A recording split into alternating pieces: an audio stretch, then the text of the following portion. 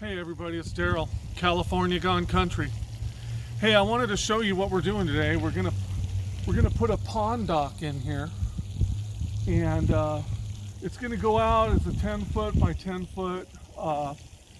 My little girl Haley is gonna be swimming in the pond this year with her friends, so I'm giving them a place to jump off from, and there's gonna be a ladder on it and all kinds of stuff.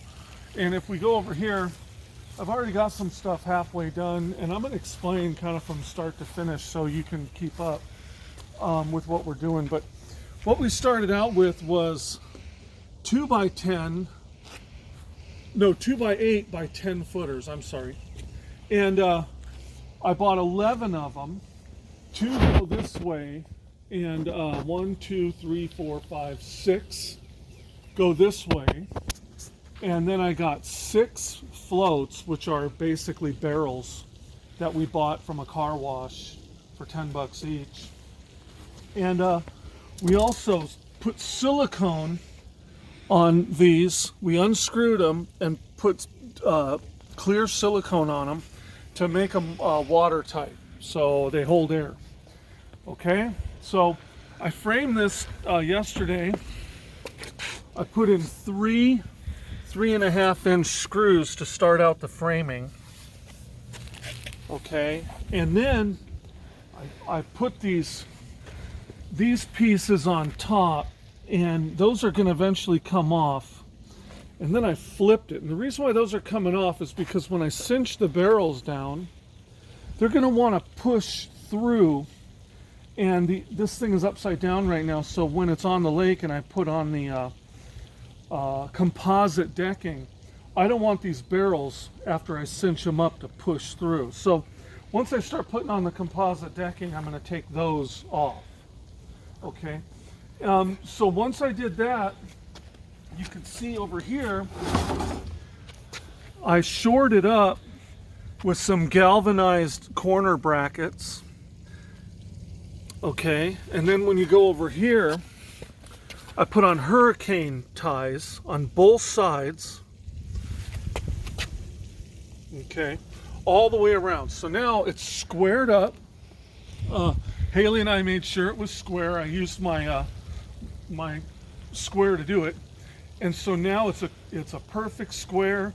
It's got the hurricane straps, it's got the corner brackets, and then we flipped it over, and so now we're working on the underside. And you can see, this is something I read about, but I kind of did my own take on it, is I bought these ratchet straps at a big box store, the orange one, if you know what I mean. And they were on sale. A 4-pack was on sale for $9.99. So I bought 3 packs, and that's going to do all 6 barrels. So these are already done. And here's how I did this. I wanted it to be, and you might think all this is overkill, and it is, but I want this pond dock to last a long time, and that's why I'm putting composite decking on the top of it, like Trex or whatever. It's going to be a brown decking, and it's going to last a long time. Plus, where I'm at, it freezes. The lake will freeze in the winter, and I'll pull the dock up onto the shore in the winter time, and then we'll put it back in the water, so the ice doesn't screw everything up. And I know ice is going to cause some problems. So what I did here, my trusty assistant Haley filming, I use these carriage bolts, galvanized, 1/4 inch, and they're 2.5 inches long. I have them over here. Where did I put them? Oh. They're 1/4 inch by 22 inches long, and they're galvanized. Then I got galvanized washers and galvanized nuts. So what I do is I drill a hole, I pound them in with a hammer so they're tight, and then what I'll do is I'll take the strap and I'll cut a little X where it goes, and then I put on the washer and I tighten it up. Now, once that's done, and it's on without the washer and the nut, I'll use my torch and I'll heat up the X, and all those little things that fray when you cut it, all of a sudden tighten up against the bolt, and then I put on the washer and then the nut. So now it's super tight. I can tighten these all the way to the point where the barrel will break if I don't want to do that. But I also don't want to tighten it so much that it pushes these out, because when we flip it back over and go to put it in the water, that's when I'm going to put all the decking on. And these won't come off until I screw the new decking right on it. And then they'll come off and I'll use them for something else down the road. So the first barrel took the longest because I had to cut all the hook. You can see all these hooks. I had to cut them all off because I don't really need them unless you want to use them over, on the barrels somehow. And then I had to cut off the extra lengths of webbing. And so now it's all nice and tight. And I'm going to do all 6 of them exactly this way with the bolts. You can see how I'm getting ready to do the next one. So now I'm to the point where each barrel takes about 15 minutes to put on. Once that's done, I'm going to put blocks here with my extra 2x8x10s. I'm going to cut them, custom cut them to size. I'm going to put one here, and I'm going to put one there and one there to hold the barrels steady. Even though it has the ratchet straps, I'm going to tighten them and make sure that they don't come loose at all. Then I'll probably put another brace here, here, here, there, here, here, and here. So it's all going to be squared up. All I'm going to do with those is put 3.5-inch deck screws to hold those brace side in between the middle braces, I guess you'd call them. Okay, and then once that's all done, and we'll film what it looks like at that point, we're going to flip the deck back over, and I'm going to need help for that, so my neighbor's going to help me. And then what we're going to do is I have a really big dolly that's going to go underneath this, and we're going to wheel it pretty much straight to the edge, and we're going to put it in the lake without the composite decking on the top. So it'll be floating out there, and then I'm going to slowly put the composite decking on one board at a time, all the way until we get to the end. Once that's done, I'm going to start making a ramp, and I bought a galvanized hinge online.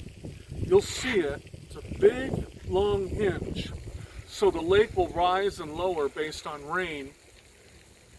My pond has an inlet over there, and when it rains heavy, all the water comes in, and then there's an outlet on that side.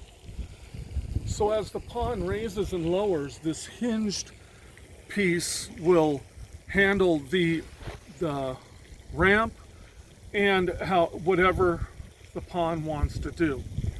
At that point, we'll film that, and then I'll put on the ladder, and then it should be pretty much near complete. That's what we got going on. I've tried to explain most anything. If you have comments, let me know, and I'll tell you how I did it. And I'm sure you're gonna. I don't know it all. I'm kind of new at this.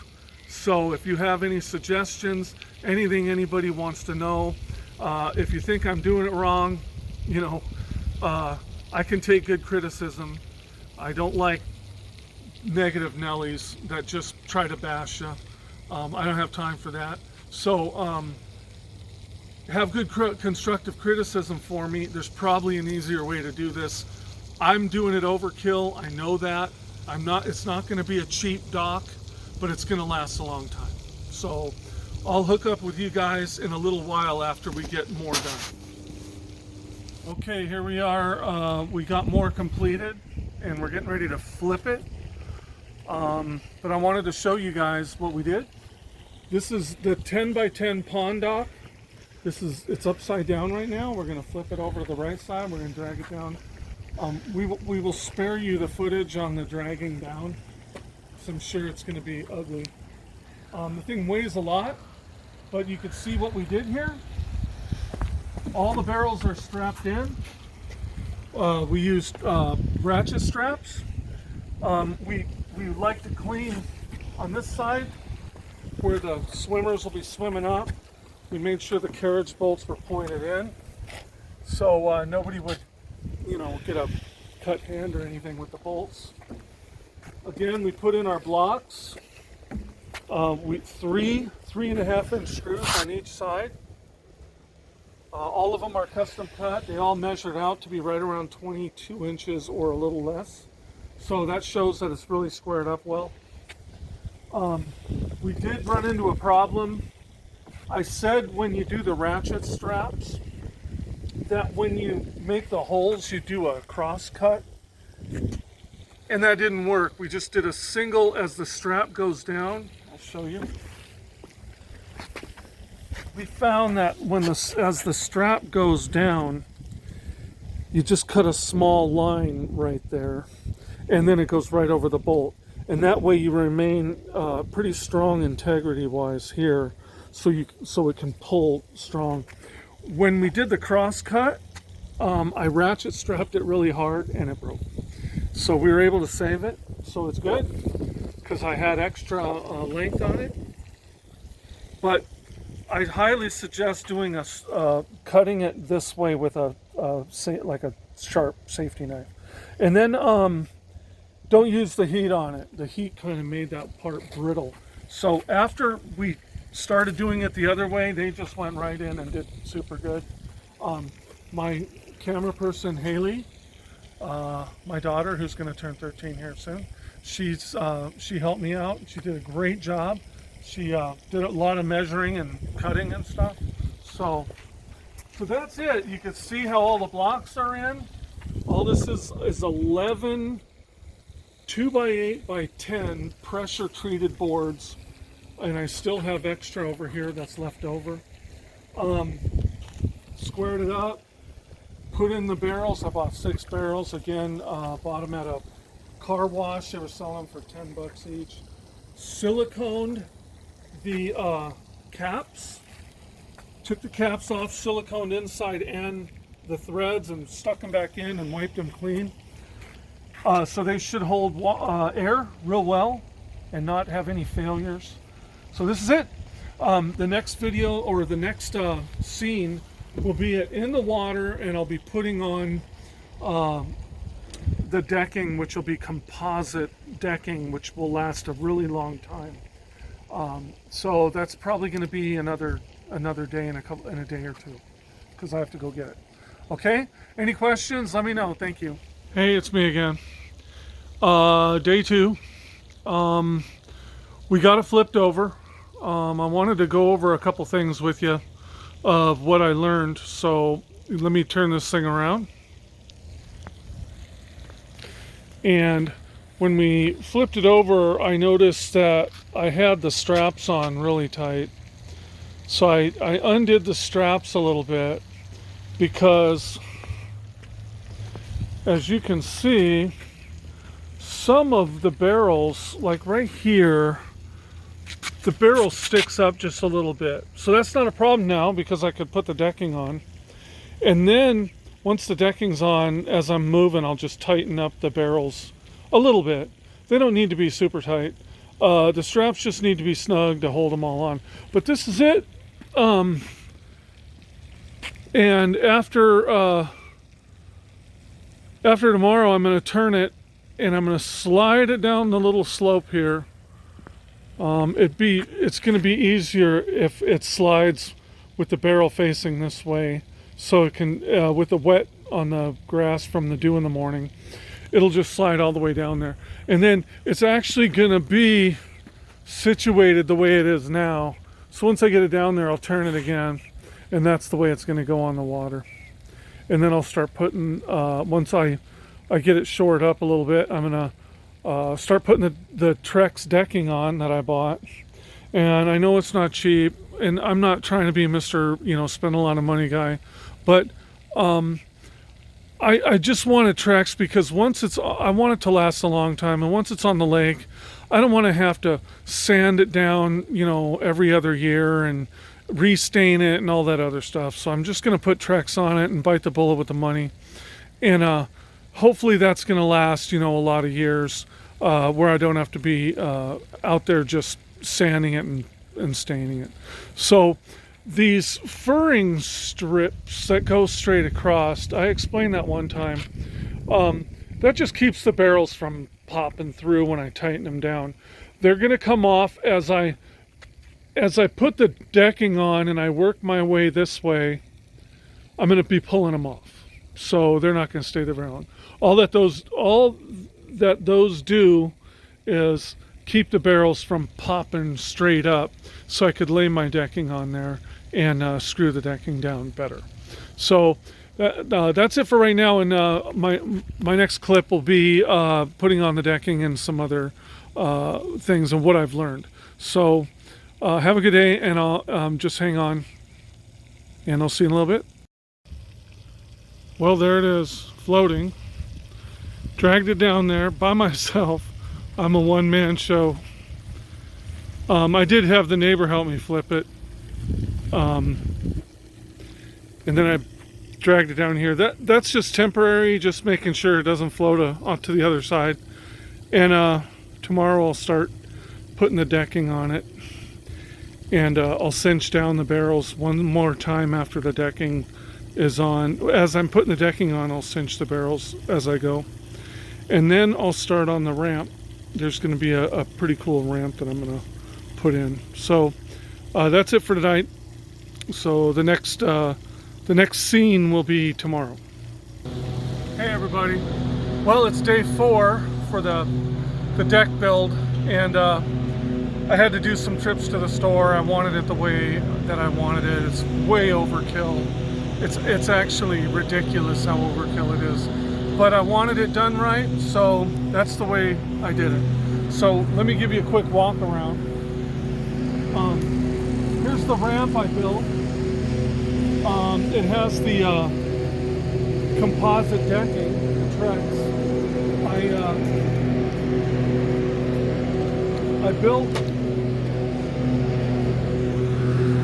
I put these things on the side to hide the side of the decking, which is kind of unsightly to see once you cut it, the way it ripples. So I put that siding on.